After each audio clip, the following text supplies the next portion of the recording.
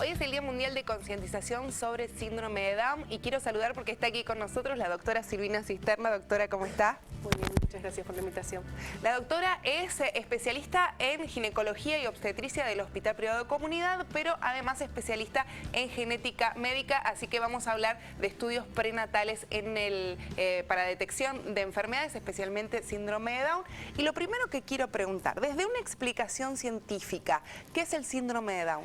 El síndrome de Down es una entidad que tiene un origen genético y que se caracteriza por rasgos físicos muy característicos, una discapacidad intelectual que puede ir de leve a grave y mayor probabilidad de desarrollar ciertos problemas de salud relacionados con el corazón, con el sistema inmune, con el endocrinológico, entre otros.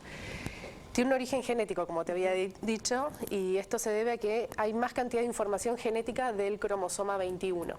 Y la gran mayoría de las veces son eventos que ocurren por azar, es decir, hay un cromosoma de más del par 21 que se produjo por un hecho fortuito cuando se formó ese embrión y que no es heredado ni del padre ni de la madre la gran mayoría de las veces. Bien. Doctora, ¿y cuáles son los estudios que debemos realizarnos sí o sí durante el embarazo para poder conocer si tenemos un bebé que tiene síndrome de Down? Bien, hay distintas opciones, si uno las puede dividir estos estudios dentro de un grupo de estudios que son de screening o de probabilidad y otro grupo de estudios que son de certeza, es decir, que nos dan diagnóstico.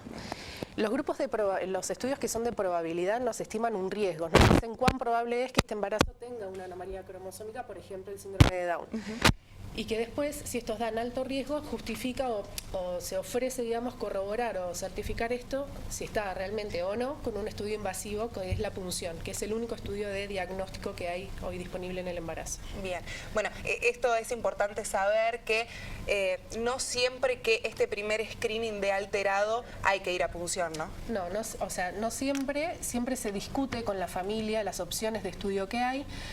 Lo importante es que cuenten con la información para poder tomar una decisión, porque ningún camino es absoluto o el indicado, sino que depende de lo que cada persona o pareja quiere hacer respecto a su embarazo. Teniendo en cuenta sus creencias, su religión, su historia de vida, digamos. Lo fundamental es poder contar con la información para decidir. ¿Durante qué semana de gestación se lleva adelante este estudio? ¿Cuál es el nombre específico? Porque hay varios, ¿no? Que tenemos ahí como en el tintero cada vez que alguien transita un embarazo. El más conocido es la translucencia nucal, o TN+, que es un estudio de screening, como les mencionaba, es un estudio de probabilidad que se realiza entre la semana 11 y 13.6, o sea, en el primer trimestre. 3 meses, más o menos, claro, para que se ubiquen. Sí. Este estudio consiste en combinar 3 grupos de datos. El primero es la edad materna. ¿Por qué la edad materna? Porque se conoce que es el principal factor de riesgo para anomalías cromosómicas en el embarazo. A medida que avanza nuestra edad, vamos teniendo mayor probabilidad de tener un hijo o una anomalía cromosómica. Si bien esto es raro e infrecuente, para que tengan una idea, alrededor de los 40 años la probabilidad de tener un hijo con síndrome de Down es del 1%, o sea, siempre lo más probable es que esté todo bien. Entonces se tiene en cuenta la edad materna. Después, datos ecográficos. La ecografía es muy minuciosa y es muy profunda. Se evalúa la translucencia nucal, que es un espacio de líquido que se acumula detrás de la nuca del bebé, que cuanto más gruesito, mayor probabilidad hay de que haya algún defecto congénito. Se evalúa si está presente el hueso nasal, cómo fluye la sangre a través de la válvula tricúspide del corazón, del ductus venoso, cómo está anatómicamente el bebé. Y finalmente se combina con 2 parámetros de laboratorio que se llaman Free Beta HCG y PAP-A, es una muestra de sangre de la mujer embarazada, y toda esa información se combina en un software para estimar el riesgo de síndrome de Down y otras anomalías cromosómicas menos frecuentes, ¿sí? Si este estudio diera bajo riesgo, lo más probable es que este bebé no tenga una anomalía cromosómica y nos deja mucho más tranquilos, pero no puede descartar al 100%, o sea, puede equivocarse, un porcentaje bajo. Si este estudio da alto riesgo, no quiere decir que el bebé tenga un problema, sino que justifica sentarse a charlar con un especialista para ver qué camino tomar para seguir estudiando ese embarazo, o si no, esperar a que nazca. Claro. Esa es otra opción. La importancia de saber para que estos papás estén prevenidos, para que, como decimos siempre, ¿no? El equipo médico sepa cómo comunicar y que no sea como siempre se detalla o se habla, quizás algunos papás con niños con síndrome de Down, me llevé esta sorpresa, me lo comunicaron de forma muy violenta, no lo sabía y no sabía qué hacer. Sí. Exactamente, es fundamental.